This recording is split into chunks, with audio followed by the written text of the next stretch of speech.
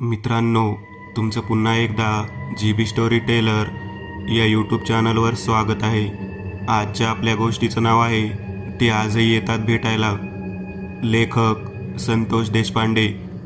पण गोष्ट सुरू करण्याआधी जर कोणी या चॅनलवर पहिल्यांदाच आलेले असाल तर त्यांनी ह्या चॅनलला सबस्क्राईब करायला विसरू नका. चला तर मग अजिबात वेळ न घालवता गोष्टीला सुरुवात करूया.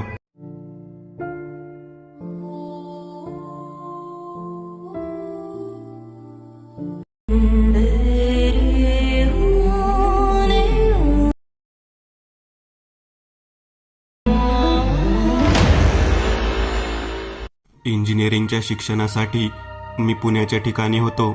माझे मित्र म्हणायचे, प्रवीण तू गावाकडचा, तुझी गावाकडे शेती आहे, नदीच्या काठी तुझं गाव आहे, तीर्थक्षेत्र आहे, आम्हाला कधीतरी गावाकडे घेऊन चल ना. माझ्या सर्व मित्रांना मी हेच सांगायचो की माझं गाव धड खेडं नाही आणि धड शहरही नाही, परंतु माझं आजोळ मात्र खेडेगाव आहे. मलाच तिथे कधी जायला मिळालेलं नाही. मला जसं आठवतंय तसं त्या ठिकाणी फक्त यात्रेनिमित्त एकदा दोनदाच गेलो असेल, परंतु राहण्याचा योग कधी आला नाही. माझ्या मामाला मी खूप हट्ट केला, परंतु तो सुद्धा कधी मला त्या ठिकाणी घेऊन गेला नाही. मित्रांनो, तुम्ही माझ्या वडिलाच्या गावी म्हणजे माझ्या गावी येऊ शकता, परंतु ते खेडेगाव नाही, ते शहर वजा खेडेगाव आहे. तिथे इतर सुविधा आहेत, परंतु शेती आणि गावरान मेवा इत्यादी गोष्टी तुम्हाला मिळणार नाहीत. तुम्ही सर्वजण नॉनव्हेज खाता, ते जेवण सुद्धा आमच्यामध्ये वर्ज्य आहे, कारण आम्ही देवाचे उपासक असणारी लोक आहोत. ते सुद्धा तुम्हाला माझ्या घरी मिळणार नाही.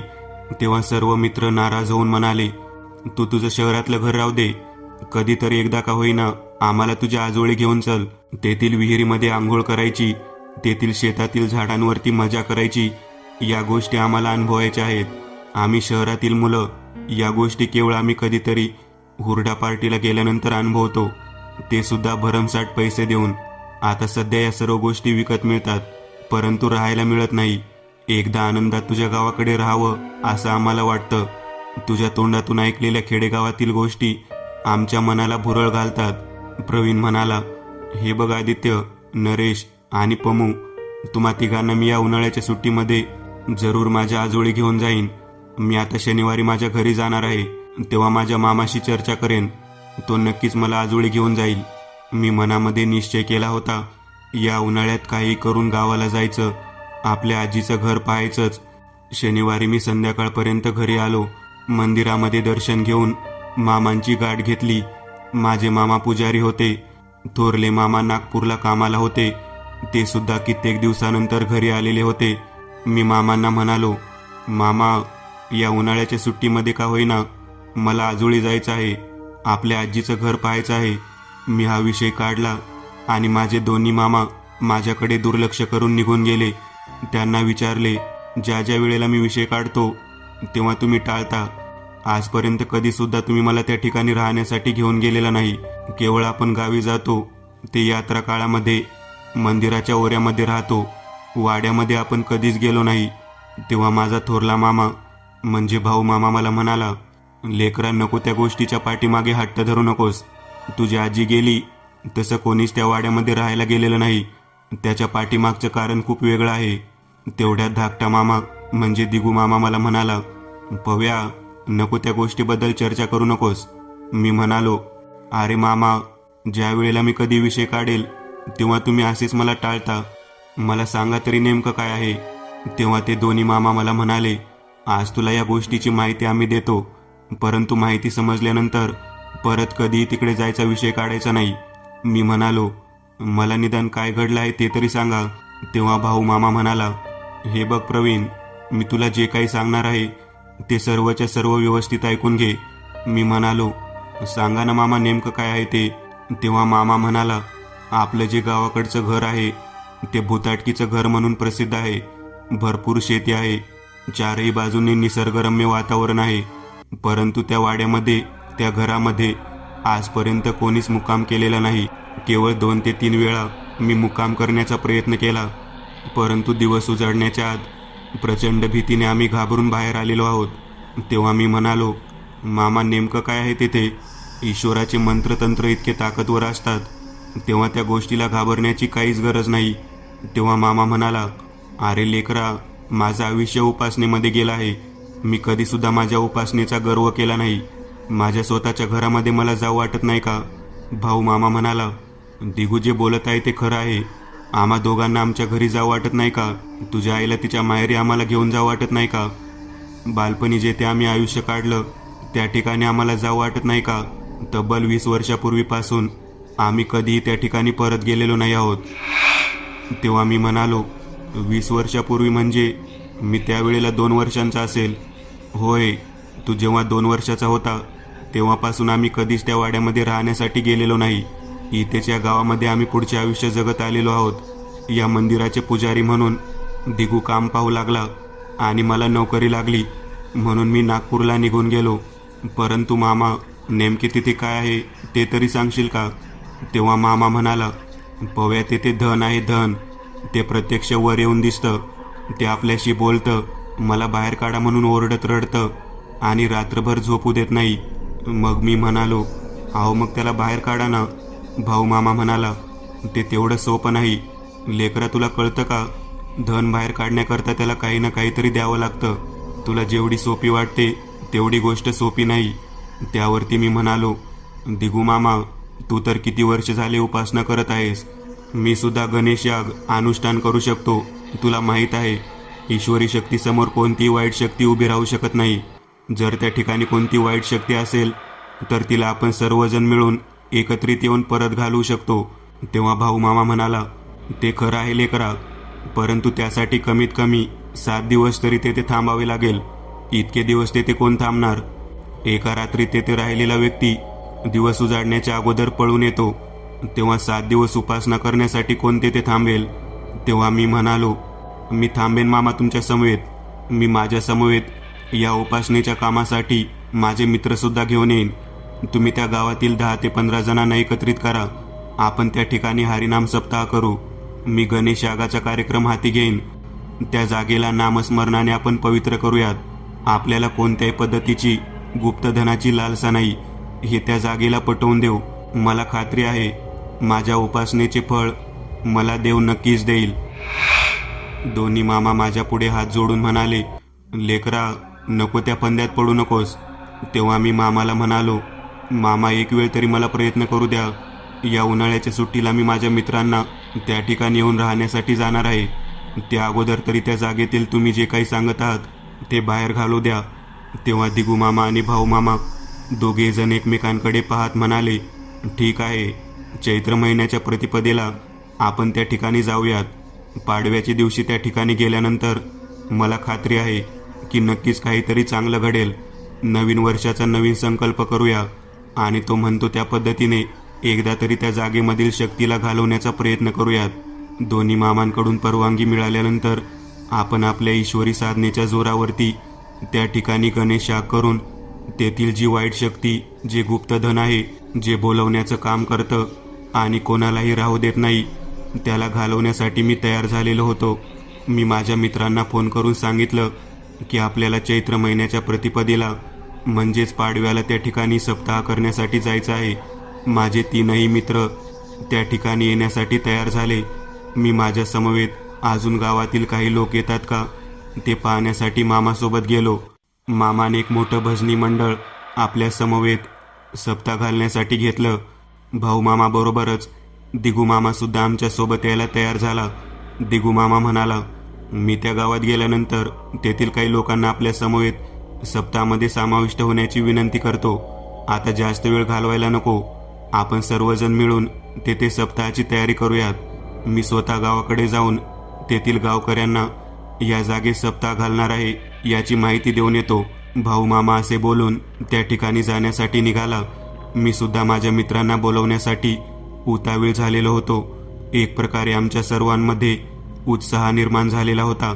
आम्ही सर्वजण मिळून सर्व साहित्य मोठ्या टेम्पोमध्ये लादून अमावस्येच्या रात्रीच गावामध्ये जाऊन पोहोचलो. वाड्याच्या दूरवर भागामध्ये जिथे देवाचे मंदिर होतं तेथे दर्शनासाठी थांबलो. तेथेच मुक्काम केला. कारण भाऊ मामा म्हणाला, अमावस्या आहे, वर्षाची सर्वात मोठी अमावस्या. उद्या गुढीपाडव्याचे पूजन वाड्यामध्ये करूयात. आणि सप्ताहाला सुरुवात करू. आपण पहाटेच वाड्यामध्ये जाऊयात. गावातील सर्व लोक उत्सुक झालेले होते. कित्येक वर्षानंतर या वाड्यामध्ये देवाचे नामस्मरण होणार, तसेच जेवणावळी होणार, वाडा स्वच्छ केला जाणार. या आनंदामध्ये सर्व लोक होते. गावातील पुढारी व्यक्तींना सुद्धा या बाबतीत चर्चा करून आमंत्रण देण्यात आलेलं होतं. 1-2 नव्हे तर 7 दिवस हा नामस्मरण सप्ताह सुरू होणार होता. गणेश यागाचं पठण करण्यासाठी माझ्या समवेत मी आमच्या गावातील पुजारी लोकांना घेतलेलं होतं. दुसऱ्या दिवशी पहाटे उठून मंदिरात स्नान आटपून देवाची पूजा वगैरे करून आम्ही वाड्याच्या दिशेने निघालो. भाऊ मामा याने वाड्याच्या दरवाजाजवळ नारळ फोडला. देवाचे नाम घेऊन तो दरवाजा उघडून आतमध्ये प्रवेश करून आत निघाला. बाहेरच्या बाजूला सर्व साहित्य उतरवण्यात आलेलं होतं. वाडा खूप मोठा होता. दोन्ही बाजूला ओसऱ्या होत्या. मध्यभागी मोठा चौक होता, म्हणजे चौकोनी मोकळी जागा होती. त्यानंतर ज्या पद्धतीने प्रवेश करण्याची वाट होती त्याच पद्धतीने पुढे आतमध्ये प्रवेश करण्यासाठी वाट होती. पुन्हा आतमध्ये एक मध्ये चौक होता. चौकोनी भागामध्ये एका ठिकाणी जेवण शिजवायचं होतं, एका ठिकाणी मंत्रपठण करायचं होतं आणि सर्वात मागच्या बाजूला दोन्ही बाजूंनी 4-4 खोल्या होत्या आणि मधून प्रसादाकडे जाण्याची मोठी वाट होती. आम्ही सर्वजण कंदील वगैरे घेऊन त्या ठिकाणी पोहोचलो. वाड्याच्या आतमध्ये तात्पुरती लाईटची व्यवस्था करण्यासाठी गावातील लोक तयारीत होते. बाजूच्या डांबावरून आकडा टाकून आतमध्ये मोठे बल्ब लावण्यात आले. सप्ताहासाठी लागणाऱ्या साहित्याचं ओसरीवरती निवडणी पाकडण्याचं काम सुरू झालं. 50 ते 60 लोक कामासाठी लगबगीने उपस्थित होते. मामाच्या हातून वाड्याच्या दरवाजाच्या वरच्या भागावरती गॅलरीमध्ये जाऊन गुढी उभा करण्यात आली. तोरण लागलं. सर्व पुरोहित एकत्रित येऊन मध्यभागी गणेश यागाची तयारी करण्यासाठी एकत्रित तयार झाले. आम्ही खूप उत्साहात होतो. 7 दिवसाच्या या नामस्मरणाच्या विधीमुळे हा वाडा पुन्हा पूर्वापार आमच्यासारखाच आमच्या ताब्यामध्ये येणार आणि मला आजोळच्या घरामध्ये दरवर्षी सुट्टीसाठी यायला मिळणार, या आनंदात मी होतो. आमच्या कुटुंबापैकी माझी आई, माझे वडील, माझे दोन्ही मामा, दोन्ही मामांची 2 मुली आमच्या समवेत आलेल्या होत्या. दोन्ही माम्यासुद्धा कामासाठी मदत करत होत्या.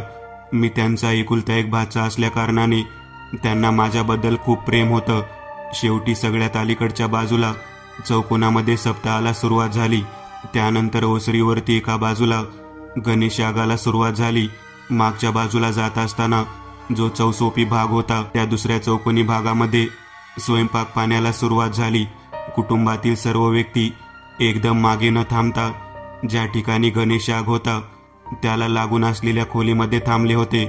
गावातील सर्व लोक, गावातील सर्व व्यक्ती लगबगीने तयारीला लागलेले होते. गणेश यागासाठी नामस्मरणाला सुरुवात झाली होती. मी स्वतः सुद्धा नामस्मरण करत होतो. दिगूमामा माझ्या बाजूला बसून मंत्रपठण करत होता. माझे सर्व मित्र परिवारातील लोक जेवण बनवण्यासाठी, वाढण्यासाठी मदत करत होते. संपूर्ण दिवस अगदी उत्साहात, आनंदात गेला. तिन्ही संध्याकाळची वेळ झाली तेव्हा गुढी उतरवण्यात आली. त्यानंतर जेवण उरकण्यात आले आणि रात्री भजनाचा कार्यक्रम सुरू झाला. गणेश यागाचे मंत्रपठण संपुष्टात आलेले होते, मात्र भजन कीर्तन सुरू होते. वेगवेगळ्या भागातून भजनी मंडळाची लोक एकत्र येऊन त्या ठिकाणी नामस्मरण करत होते. जवळजवळ 10 वाजेपर्यंत भजनाचा कार्यक्रम संपुष्टात आला.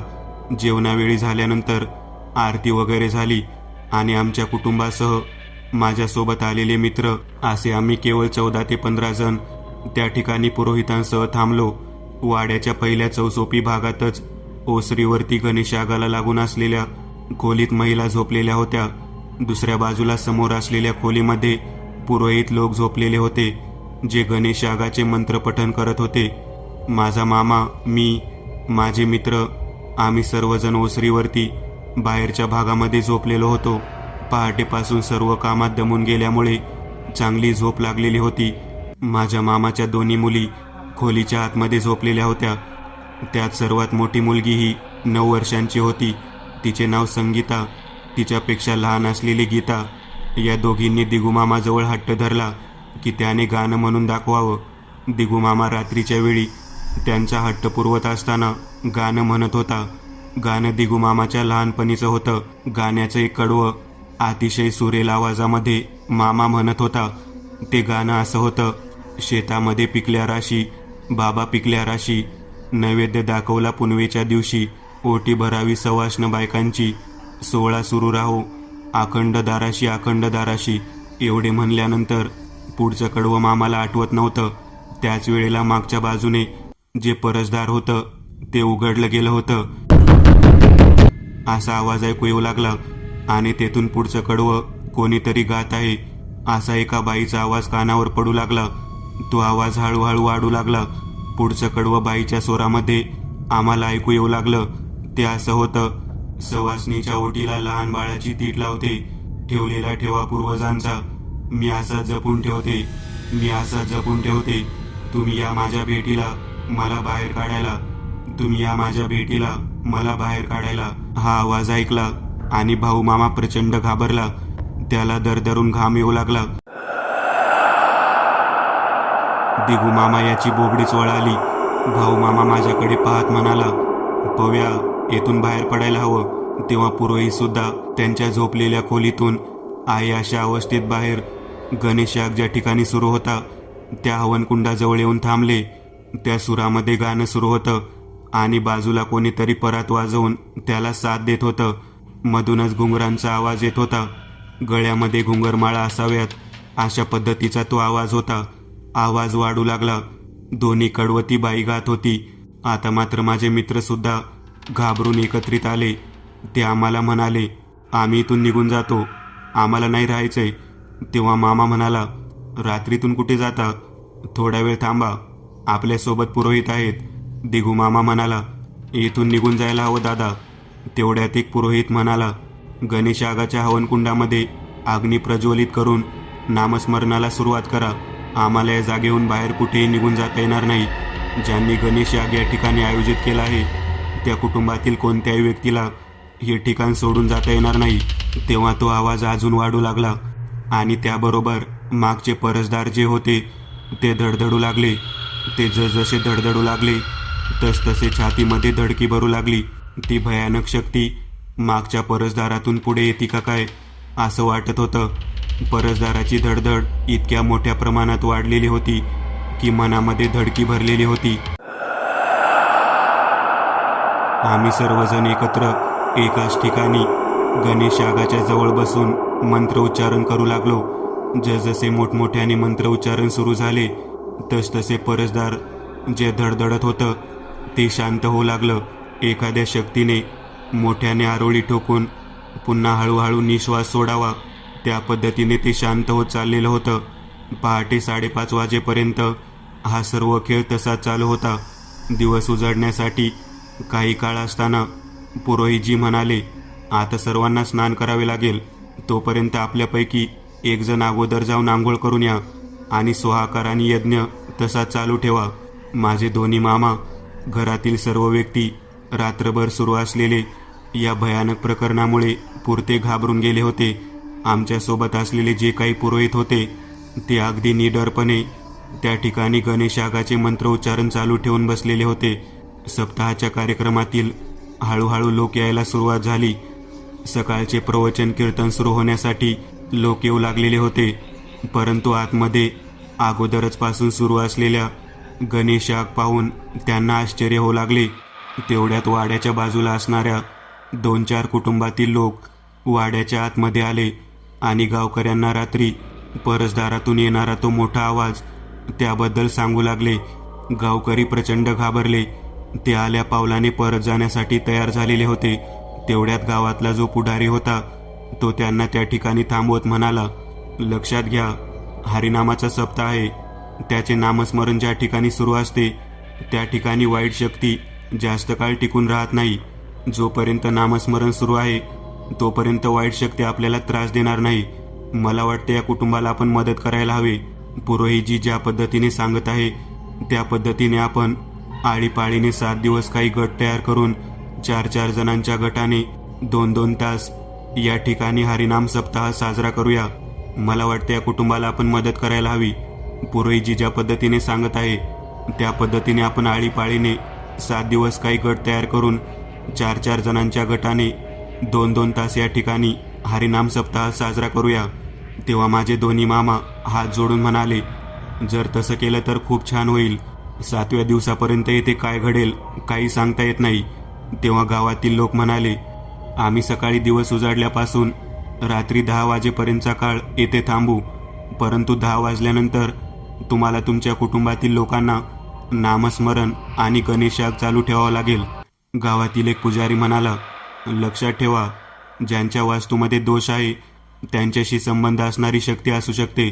त्यांच्याच प्रारब्धातील भोग त्यांना भोगण्यासाठी किंवा दाखवण्यासाठी ती शक्ती परत आलेली असू शकते. त्यामुळे लक्षात ठेवा, दुसऱ्या कोणत्याही व्यक्तींनी ज्याचा संबंध नाही त्यांनी यामध्ये अडथळा निर्माण करू नये. म्हणून आम्ही सकाळी दिवस उजाडल्यापासून रात्री 10 वाजेपर्यंत आमचा जो काळ आहे त्या काळात आमचे कार्य पूर्ण करतो. त्यावेळेमध्ये तुम्ही सर्वजण विश्रांती घेऊ शकता. जे पुरोहित आहेत ते गणेशा करू शकतात. रात्रीच्या वेळी मात्र तुमच्या कुटुंबातील व्यक्तींनी तुमचे नामस्मरण सुरू ठेवावे. गावातील सर्व लोकांची सहमती घेऊन आम्ही पुढचा नामस्मरणाचा भाग सुरू केला. एक जण जाऊन स्नान आटोपून परत येत होता. प्रत्येकाचे लक्ष मागच्या परसदाराकडे होते. दिवसा त्या ठिकाणी कोणत्याही पद्धतीची हालचाल अथवा कोणत्याही पद्धतीचे आवाजाचा भाग येत नव्हता. प्रत्येकजण धाडस करून दिवसा बोलत होता, आपण जाऊयात, पाहूया त्या ठिकाणी काय आहे. परंतु प्रत्यक्ष मात्र पुढे पाऊल टाकून जाण्याचे धाडस कोणामध्ये नव्हतं. पुरोहितजी यांनी संध्याकाळपर्यंतचा गणेश यागाचा कार्यक्रम आटोपून घेतला होता. ते म्हणाले, आपल्याला साहित्य भरपूर लागणार आहे. उद्या साहित्याचा इंतजाम करावा, कारण गणेश याग रात्रंदिवस चालू जर ठेवायचा असेल तर मग मात्र त्याला लागणारे तूप समिधा हे साहित्य भरपूर असायला हवं. गावातील मुख्य पुढारी व्यक्तीने सर्व साहित्य बैलगाडीतून मी पाठवून देतो म्हणून सांगितले आणि तो तिथून निघून गेला. गावातील एक व्यक्तीने संध्याकाळनंतर आपोआप आटपून जाऊ लागले. आता केवळ आम्ही घरामध्ये असलेले 15 ते 16 लोक त्या ठिकाणी होतो. माझे मित्र आणि पुरोहित लोक आणि माझ्या कुटुंबातील लोक असे सर्वजण मिळून आम्ही रात्रीच्या त्या नामस्मरणाच्या तयारीला लागलेलो होतो. भोजन आणि भजन हे सर्व काही संपत आलेलं होतं आणि बरोबर 10 वाजल्यानंतर आम्ही आळीपाळीने गणेश यागाला बसलेलो होतो. माझ्या मामाच्या दोन्ही मुली मामीजवळ बसलेल्या होत्या. आता मनामध्ये धडकी भरणारा हा सर्व प्रकार पुन्हा एकदा नजरेसमोर येऊ लागलेला होता. मागच्या बाजूला ज्या ठिकाणी स्वयंपाक सुरू होता त्या ठिकाणी काही आवरावर करण्यासाठी घरातील बायका त्या ठिकाणी पोहोचलेल्या होत्या. त्यांच्यासोबत माझे मित्र सुद्धा होते. सर्व आवरावर करून 12 वाजण्याच्या आत त्यांनी परत या ठिकाणी येणे पसंत केले. तेवढ्या सर्वात शेवटी असणारी माझी मामी आणि तिची लहान मुलगीही मागच्या त्या भागातून पुढे येत असताना जागेवरती तशीच थांबली. त्या दोघी जणी आजूबाजूला काहीतरी आहे अशा पद्धतीने वावर करू लागल्या. मला तो प्रकार जाणवला. पुरोहितजी डोळ्याने खुणावून आम्हाला तिकडे जाण्यासाठी सांगत होते. मी जागेवरून उठलो. गणेश यागाचे मंत्र सुरू असताना हे कसे काय घडू शकते असा विचार सुरू होता. तेवढ्यात आतमधल्या चौकोनी भागामध्ये लख्ख प्रकाश दिसू लागला. तो प्रकाश पिवळसर रंगाचा होता. माझी मामी आणि तिची मुलगी त्या प्रकाशाकडेच पाहत होती आणि तिथून आतमधल्या त्या भागात वर जाणाऱ्या जिन्याकडे पाहू लागली. माझे मित्र त्या ठिकाणी उभारले होते, परंतु आज जाण्याचे धाडस करत नव्हते. तेवढ्यात भाऊ मामा जागेवरून उठला. तो आपल्या बायकोच्या आणि मुलीच्या काळजीने थेट आतमधल्या दिशेने निघाला. भाऊ मामा म्हणाला, पाहायचं आहे का काय आहे? आतमध्ये तुम्ही ओरडत होतात ना, या लवकर या आणि बघा काय आहे ते. तेव्हा गणेश याग सुरू असलेले सोडून आम्ही सर्वजण आतमधल्या त्या भागामध्ये जाण्यासाठी निघालो. तेव्हा आतमध्ये त्या चौकोनी भागामध्ये जमिनीच्या खाली असलेले संपूर्ण धन चमकत असताना आम्हाला दिसत होतं आणि तो प्रकाश संपूर्ण आतमधल्या भागामध्ये लख्ख झालेला होता. दिगू मामा म्हणाला, दादा हे सर्व काय आहे? तेव्हा मामा म्हणाला, हे आपल्या पूर्वजांचे धन आहे, ज्याला जतन करून ठेवण्यासाठी घरच्या लोकांनी एका विचित्र विधीचा प्रयोग करून येथे 3 आत्मे जतन करून ठेवलेले आहेत. ते 3ही आत्मे या परसदाराच्या मागच्या बाजूला जतन केलेले आहेत. ते 3ही आत्मे कोणत्याही व्यक्तीला रात्रभर या ठिकाणी राहू देत नाहीत. जर कोणी राहण्याचा प्रयत्न केला तर त्याला हे धन दाखवतात. माणूस धनाच्या आशेने त्याच्याजवळ पोहोचल्यानंतर त्याचा जीव घेतात आणि मागच्या भागामध्ये नेऊन त्याचं प्रेत पुरतात. ते तीनही आत्मे साधेसुधे नसून फार भयानक आहेत. ज्याच्या नशिबामध्ये धन आहे त्यालाच ते धन मिळणार असे मला सांगितले होते, परंतु कोणाच्या नशिबामध्ये धन आहे ते काही केल्या कळत नाही. आता हे समोर दिसणारे जे धन आहे याच्या लालसेने कोणी ना कोणी येथे येणार, त्याला स्पर्श करण्याचा प्रयत्न करणार आणि त्याचा झालेला स्पर्श त्या तीनही आत्म्यांना लक्षात आल्यानंतर ते त्याला मागच्या भागात घेऊन जाणार आणि तिथे पुरून टाकणार. त्यांनी जीव घेतलेली क्रिया कशी घडते ते सुद्धा कळत नाही. मामाची मुलगी आणि मामी दोघीही जणी जागेवर तशाच थांबलेल्या होत्या. त्या काय पाहत होत्या तेच कळत नव्हतं. माझ्या दोन्ही मित्रांनी ते ज्या दिशेने पाहतात त्या दिशेने पाहायला सुरुवात केली आणि ते जोरात मोठमोठ्यांदा बोंबलू लागले आणि बाहेर पळू लागले. माझ्या तीनही मित्रांना घाबरून पळत जाताना पाहिल्यानंतर घरातील एक एक व्यक्ती मामी आणि मामीची मुलगी ज्या दिशेने पाहते तिकडे पाहू लागली. तेव्हा जे दृश्य पाहून सर्वजण घाबरून तेथून बाहेर जिथे याग चालू आहे तिथे आले. वाड्याच्या बाहेर पळून जाण्याच्या स्थितीमध्ये प्रत्येक जण होता. मी सुद्धा ते दृश्य पाहावं म्हणून मामीच्या मागे जाऊन उभारलो आणि वर पाहिलं तेव्हा मला भयानक दृश्य दिसलं. एक स्त्री आणि एक पुरुष आणि त्यांच्या पाठीमागे गाय उभारलेली होती. त्यांचे डोळे संपूर्णतः पांढऱ्या रंगाचे होते. स्त्री आणि पुरुष आणि ती गाय या तिघांचा आत्मा आमच्या दिशेने चालत येत होता. अशा पद्धतीचे ते दृश्य होतं. मी मामीला तशा अवस्थेत हलवलं आणि मामीच्या मुलीला दंडाला धरून तेथून सरळ बाहेर ओढत आणलं. त्या ठिकाणाहून त्यांना ओढत आणल्यानंतर पुरोहितजी म्हणाले, आमचा यागविधी सुरू ठेवतो, तुम्ही वाड्याच्या बाहेर जाऊ नका. जर बाहेर गेलात तर ते बाहेर येऊ शकतात. मामा आणि सर्व मित्र एकत्रित पुन्हा एकदा गणेश याग ज्या ठिकाणी सुरू आहे त्या ठिकाणीच बसलो. हा सर्व भयानक प्रकार पाहून आम्हाला कळून चुकलं की आमच्या पूर्वजांनी ते धन जतन करून ठेवण्यासाठी एका विचित्र पद्धतीच्या बांधीचा वापर केला होता. त्यामध्ये एक स्त्री, एक पुरुष आणि एक गाय यांचा समावेश होता. मी भरपूर घाबरलेलो होतो, परंतु मला एका गोष्टीचं आश्चर्य वाटलं की मी त्या ठिकाणाहून माझ्या मामीला आणि तिच्या मुलीला तेथून बाहेर कसा काय आणू शकलो. मी तसाच पहाटेपर्यंत जागेवरती बसून गणेश यागाचं नामस्मरण चालू ठेवून होतो. दिवस उजाडल्यानंतर बऱ्यापैकी भीती कमी झाली होती, परंतु मागच्या भागातून जो आवाज आला होता, जे ठिकाण होतं ते फारच भयानक पद्धतीने जाणवू लागलेलं होतं.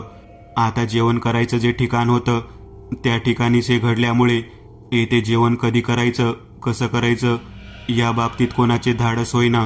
पुरोहितजी म्हणाले, देवाचे नामस्मरण ज्या पद्धतीने सुरू आहे त्या पद्धतीने चालू राहू द्या. आतमधल्या भागामध्ये कोणी जाऊ नका. तो दरवाजा बंद करा. ज्या ठिकाणी धन दिसत आहे त्या भागात प्रवेश सुद्धा करू नका. आपण अशा पद्धतीने राहिलेले सर्व दिवस पूर्ण करूयात. भरपूर वेळ गेल्यानंतर आम्ही एकत्रित बसून शांततेने चर्चा करत समोर दाराच्या बाजूलाच ओसरीवरती स्वयंपाक करायचे ठरवले आणि तेथे स्वयंपाक केला. गावातील भरपूर मंडळी जेवण करून भजन करून जात होती. असा प्रकार आम्ही तब्बल 7 दिवसापर्यंत पूर्ण केला. शेवट पूर्ण आहुतीची वेळ आली. त्यावेळेला मागच्या भागातील दिसणारा तो भयानक प्रकार जवळजवळ थांबलेला होता. पुरोहितजी पूर्ण आहुती झाल्यानंतर आमच्याकडे पाहत म्हणाले, तुमच्या वाड्यातील हा त्रास संपूर्णतः गणेश यागानंतर संपुष्टात आलेला आहे, परंतु विशिष्ट दिवशी या ठिकाणी तुम्ही प्रवेश करू शकणार नाही. तो दिवस पौर्णिमेचा असेल. पौर्णिमे दिवशी या वाड्यामध्ये कोणीही राहू शकणार नाही. ही गोष्ट कायमस्वरूपी लक्षात ठेवा. जर पौर्णिमे दिवशी या ठिकाणी कोणी राहण्याचा प्रयत्न केला तर त्याला त्या तीनही प्रेतात्म्यांशी सामना करावा लागेल. ज्याच्या नशिबामध्ये हे धन आहे त्याला ते मिळेलच, परंतु ज्याच्या नशिबामध्ये ही गोष्ट नाही त्याने जर ते मिळवण्याचा प्रयत्न केला तर मग मात्र त्याचा मृत्यू अटळ आहे. मी पूर्ण आहुती झाल्यानंतर पुरोहितजी यांना म्हणालो, या मागचे कारण काय असू शकते. तेव्हा पुरोहितजी म्हणाले, पूर्वीच्या काळामध्ये आपले संपत्ती, आपले धन बऱ्याच वेगवेगळ्या पद्धतीने लोक जतन करून ठेवत होते. ते जतन केल्यानंतर कणकेच्या छोट्या छोट्या बाहुल्यांचे मनुष्य प्राणी यांचे आकार करून त्या धनाच्या बाजूला ते स्वतःचे रक्तप्रोक्षण करून गाडत होते.